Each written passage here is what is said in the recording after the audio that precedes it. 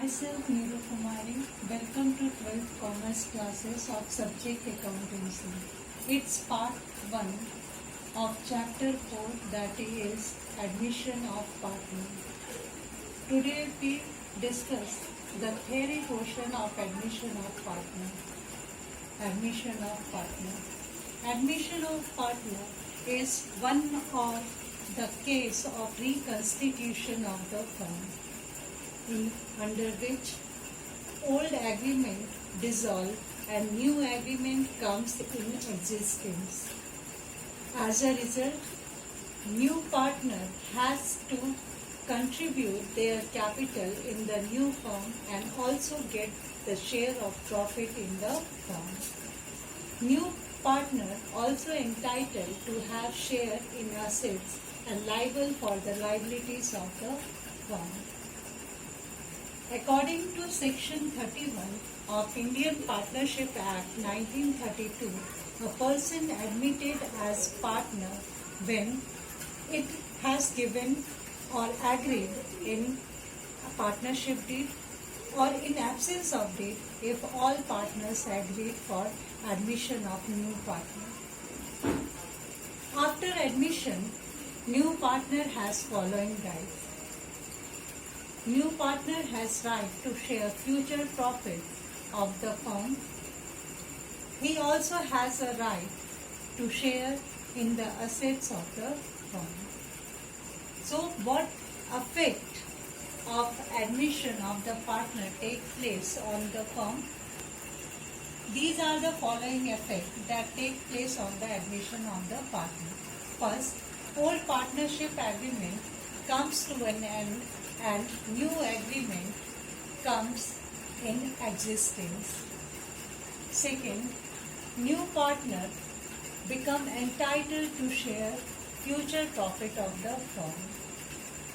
Third, new partner, being a partner of the firm, new partner also has to contribute capital in the firm and become a partner of the firm. He acquires the right in the assets and liable for the liabilities of the firm. After admission of new partner, these adjustment made related to the reserve and the accumulated profit and loss.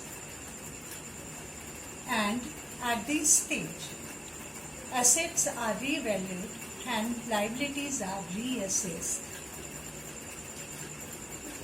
Because new partner entered or new partner become a member or the partner of the firm, so he compensates the sacrifice of all old partner through premium for goodwill. In case of admission, the following adjustments are required in the final account of the partnership firm at the time of admission of partner. First adjustment, change in profit sharing ratio. At this stage, we have to determine the new profit sharing ratio and sacrificing ratio.